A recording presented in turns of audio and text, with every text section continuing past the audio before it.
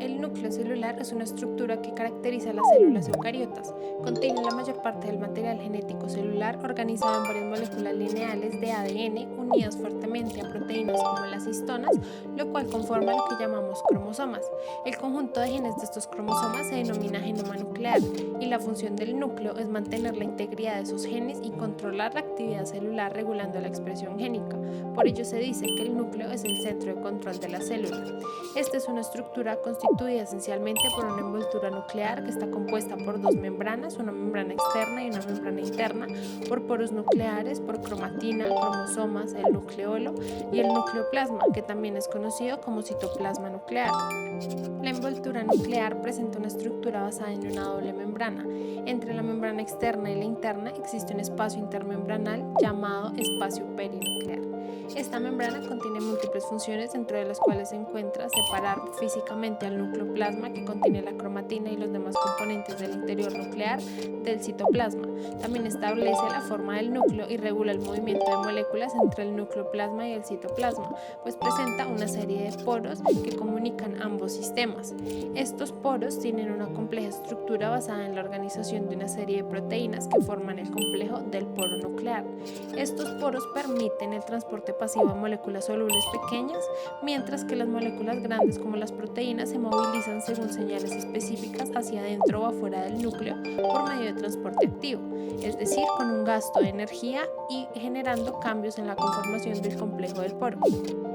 El nucleolo, por su parte, es una estructura esférica sin membrana que está conformada por ARN y proteínas. Su función fundamental consiste en ser una fábrica de ARN ribosomal imprescindible para la posterior formación de ribosomas. Morfológicamente, el núcleo contiene distintas regiones: el centro fibrilar, donde se encuentran los genes para el ARN ribosomal; el componente fibrilar denso, que rodea el centro fibrilar, donde se produce la transcripción activa de los genes de ARN ribosomal; y el componente granular, donde se ensamblan las subunidades ribosómicas. Ahora bien, los cromosomas se encuentran en el núcleo y cuando una célula no se está dividiendo forman una maraña de hilos delgados conocidos como cromatina, en la que los cromosomas individuales son indistinguibles. Cuando la célula se divide, la cromatina se condensa y los cromosomas se hacen visibles como entidades independientes.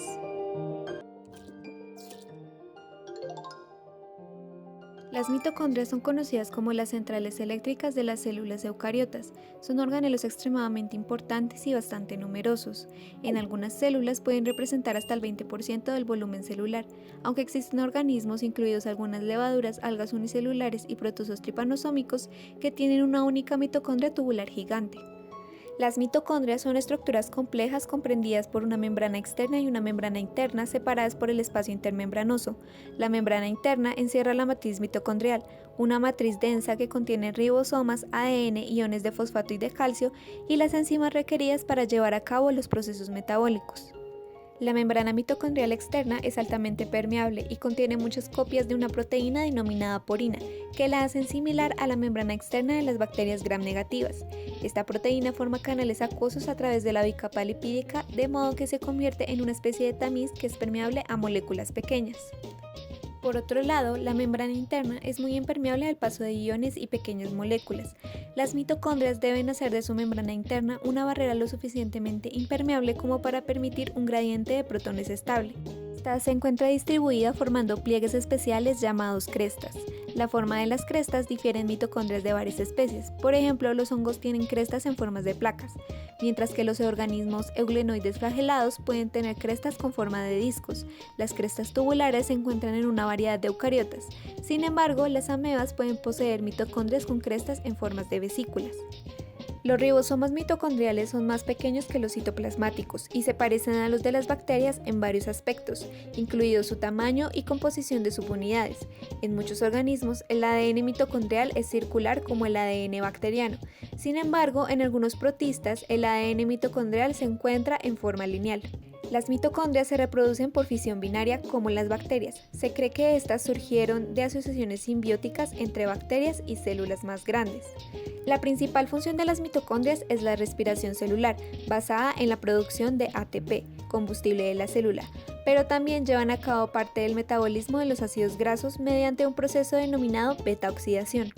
En las mitocondrias se metaboliza el acetil-CoA proveniente de la glucólisis mediante el proceso del ciclo de Krebs, dando como productos al CO2 y al NADH, que cede sus electrones a varios complejos proteicos pertenecientes a una cadena de transportadores de electrones que se encuentra en la membrana interna mitocondrial. Estos electrones pasan de un transportador a otro dando como último paso al oxígeno. Este transporte de electrones se acopla al transporte de protones desde la matriz hasta el espacio intermembranoso. Es este gradiente de protones el que permite la síntesis de ATP por acción de la enzima ATP sintasa. Por unir fosfato a una molécula de ADP y por usar el oxígeno como aceptor final de electrones, a este proceso se le conoce como fosforilación oxidativa.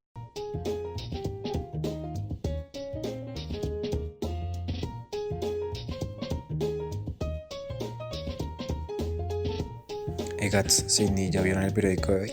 No, cariño, ¿qué pasó? Pues parece que un meteorito va a acabar con Monotremos en casi 100 años. ¡Oh, por Dios!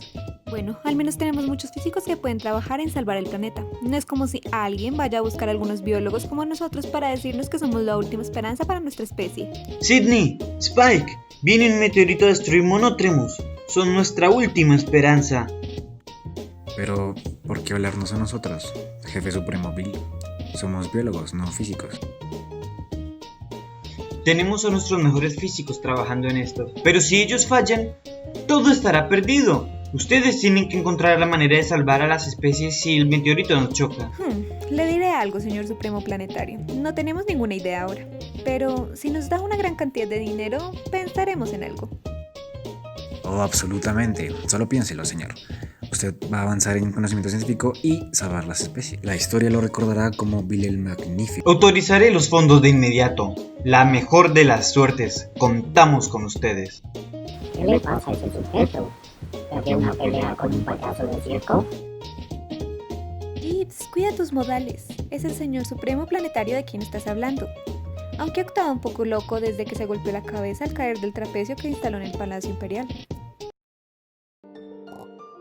Por su parte, los ribosomas son los organelos celulares más abundantes y están implicados en la síntesis de proteínas. No se encuentran rodeados por membrana y están formados por dos tipos de subunidades, una grande y una pequeña. Por regla general, la subunidad grande es casi el doble de la pequeña. Además, estos ribosomas también son análogos a una fábrica en movimiento, que es capaz de leer el ARN mensajero, de traducirlo en aminoácidos y unirlos por enlaces peptídicos. Por su parte, los ribosomas son componentes esenciales de todas las células y están relacionados con la síntesis de proteínas. También son muy pequeños, por lo que solo pueden ser visualizados a la luz del microscopio electrónico e incluso son estructuras celulares de 29 hasta 32 nanómetros de ancho, también redondeadas y densas, compuestas de ARN ribosomal y de moléculas proteicas, las cuales se encuentran asociadas entre sí. Adicionalmente, los ribosomas se encuentran libres en el citoplasma de la célula, también anclados al retículo endoplasmático rugoso. Nótese que estos son los que le dan esa apariencia entre comillas arrugada, y están también los ribosomas en otros organelos tales como las mitocondrias y los cloroplastos. En cuanto a la síntesis de proteínas, podemos decir que los ribosomas unidos a membranas se encargan de la síntesis de proteínas que serán insertados en la membrana plasmática o serán enviadas al exterior de la célula. Los ribosomas libres, es decir, que no están acoplados a ninguna estructura en el citoplasma, sintetizan proteínas cuyo destino es el interior mismo de la célula. Y por último, los ribosomas de las mitocondrias sintetizan proteínas de uso mitocondrial. ¿Alguna idea? Bueno, hace poco descubrimos un planeta en el cual los ornitorrincos pueden vivir, pero es muy lejos. Nos tomaría 100 años llegar allí y el espacio es peligroso para criaturas como nosotros. Está lleno de rayos cósmicos mortales. También necesitaríamos 100 años de comida y agua. Es inútil. Podrías enviar algo pequeño, como esta meba que hemos estado visualizando, protegerla en plomo y proveerla de suficiente comida, luz y calor. ¿Pero de qué nos sirve eso? ¿Estás pensando lo mismo que yo? Sí, el ADN de las amebas es cientos de veces más largo que el del ornitorrinco. Podríamos fácilmente cortarlo y abrirlo y combinarlo con nuestro propio ADN. Así, la ameba se convierte en un disco viviente de nuestro propio ADN. Exacto, la enviamos al espacio en vez de nosotros. Será un largo viaje. Tendremos que asegurarnos que la ameba sea muy fuerte. Si la colonia de la ameba sobrevive, nuestro sistema las pondrá en un dispositivo especial. Tendremos el ADN del núcleo, luego removeremos solo el ADN de ornitorrinco, lo conservaremos y desecharemos el ADN de la ameba, para poner solo el ADN de ornitorrinco de nuevo en el núcleo. Así tendremos un embrión de ornitorrinco en otro planeta, que se convertirá en un bebé ornitorrinco. Pero qué buena idea, usaremos las amebas con las que hemos estado trabajando en el laboratorio. El retículo endoplasmático o endoplásmico es un organelo que se encuentra en el citoplasma de la célula eucariota y su función primordial es la síntesis de proteínas y lípidos. El retículo endoplasmático rugoso se encuentra unido a la membrana nuclear externa, mientras que el retículo endoplasmático liso es una prolongación del retículo endoplasmático rugoso. El retículo endoplasmático rugoso se encarga del transporte y síntesis de proteínas de secreción a la membrana. Existen retículos solo en las células eucariotas. En las células nerviosas es también conocido como cuerpos de Nessel.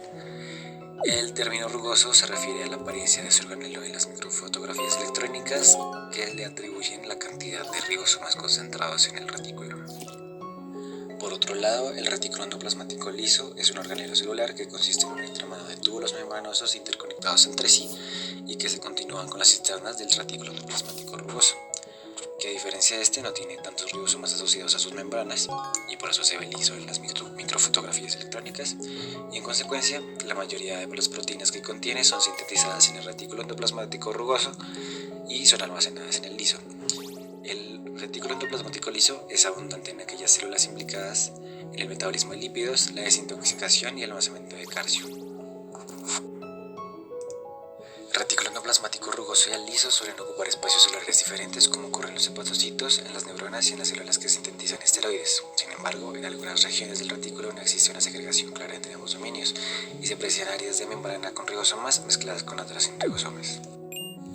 La disposición espacial del retículo endoplasmático en las células animales depende de sus interacciones con los microtúbulos, mientras que en los vegetales los responsables son los filamentos de actina. El peroxisoma es un organelo presente en las células eucariotas, por lo tanto posee un núcleo celular definido que flota en el citosol y cumple funciones metabólicas como la oxidación y la eliminación de peróxido de hidrógeno. Los peroxisomas se forman a partir del retículo endoplasmático liso y en las mitocondrias en las células animales. Se llaman peroxisomas porque las primeras enzimas encontradas en su estructura fueron las peroxidasas y estas tienen un diámetro de entre 0.1 y 1 micras. Los peroxisomas se caracterizan por su capacidad de cambiar de tamaño y formar nuevos peroxisomas mediante división. Estos cambian de enzimas para cumplir con las funciones metabólicas necesarias de cada célula dependiendo de la función de la célula, siendo las más comunes la urato-oxidasa y la catalasa, aunque se han identificado alrededor de 50 tipos diferentes de enzimas. Además, el peroxisoma se distribuye en el citoplasma mediante los microtúbulos del citoesqueleto de la célula y madura incorporando las proteínas sintetizadas por los ribosomas. Algunas diferencias entre los lisosomas y peroxisomas son que los lisosomas contienen enzimas hidrolíticas, mientras que los peroxisomas contienen enzimas oxidativas. Los peroxisomas suelen ser más grandes que los lisosomas. En una célula hay entre 70 y 100 peroxisomas, mientras que entre 15 y 20 lisosomas. Los lisosomas contribuyen a digerir las células y los organelos, mientras que los peroxisomas ayudan a digerir las moléculas tóxicas para la célula. El peroxisoma se halla en todos los tejidos, pero predomina en el hígado, en el riñón y en el cerebro durante el periodo de formación de la mielina. Tienen un papel esencial en el metabolismo lipídico, en especial en el acortamiento de los ácidos grasos de cadena muy larga, para que posteriormente se oxiden completamente en las mitocondrias, y en la oxidación de la cadena lateral del colesterol necesaria para la síntesis de ácidos biliares. También interviene en la síntesis de ésteres lipídicos del glicerol e isoprenoides. Contiene enzimas que oxidan aminoácidos, ácido úrico y otros sustratos utilizando oxígeno molecular con la formación de agua oxigenada. Este esquema nos muestra el ciclo de vida de los peroxisomas en la célula. El número 1 se da cuando no hay peroxisomas en la célula, entonces desde el retículo endoplasmático y desde la mitocondria se emiten vesículas que se fusionan y maduran a peroxisomas maduros. El número 2 se da por crecimiento y estrangulación. Este crecimiento se produce por adición de lípidos desde el retículo y proteínas provenientes de la membrana. Los lisosomas son estructuras involucradas en la digestión intracelular. Contienen hidrolasas que catalizan la hidrólisis para digerir todo tipo de moléculas. Son esféricos con diámetros promedios de unos 500 micrómetros. Trabajan en pH de 3.5 a 5 y mantienen su ambiente bombeando protones desde el citosol hacia su interior. Se encuentra en la mayoría de organismos eucarióticos, incluidos protistas, hongos, plantas y animales. El aparato de Golgi es la terminal de transportes proteica de la célula. A través de sus cisternas, las proteínas se modifican por la adición de marcadores que indican su destino final, para finalmente ser agrupadas y secretadas en vesículas. La vía endocítica permite transportar materiales hacia el interior de la célula, encerrando el material en vesículas arrancadas de la membrana plasmática para reciclaje o destrucción. Las rutas más importantes son fagocitosis, captura de partículas grandes en vesículas denominadas fagosomas. Pinocitosis, captura de iones o partículas pequeñas en solución en vesículas denominadas endosomas. Autofagocitosis, donde fragmentos de membrana plasmática envuelven a un organelo celular para su destrucción en vesículas denominadas autofagosomas. Por último, endocitosis selectiva, en donde hay captura de partículas específicas mediadas por un receptor de membrana y proteínas de cubierta. Las vesículas de transporte de la vía exocítica pueden tener dos destinos. Uno, fusionarse con la membrana plasmática y entregar su contenido de manera no regulada. Esta se conoce como la vía secretora constitutiva. O dos, fusionarse con la membrana plasmática y almacenar su contenido hasta que la célula reciba una señal apropiada para liberarlo, en la llamada vía secretora regulada. Buenas noticias. Creo que estamos finalmente listos para mandar esta colonia de células. Llamemos al señor Supremo Planetario y organicemos el lanzamiento. Y que alguien mire ese extraño nuevo sarpullido que he desarrollado. Ustedes, formas orgánicas, me recuerdan por qué es tan bueno ser un robot. Estaba en medio de una llamada, no escucharon nada, ¿o sí? Pero claro que no, solo lo llamamos para decirle que estamos listos para el lanzamiento. Perfecto, ahí los veré. ¿Cuál es el nombre de este planeta? No tiene nombre, solo la designación, TIERRA. Excelente. ¿Y Gibbs, se va con las células? Sí, construimos una máquina clonadora dentro suyo. ¿Te refieres a nuestra única esperanza? Sí, pero no se preocupe, estamos en buenas manos. Ir al espacio, por supuesto. No imagino que haya ningún inconveniente. Por fin, paz y tranquilidad. ¿Cómo van, pequeños amigos?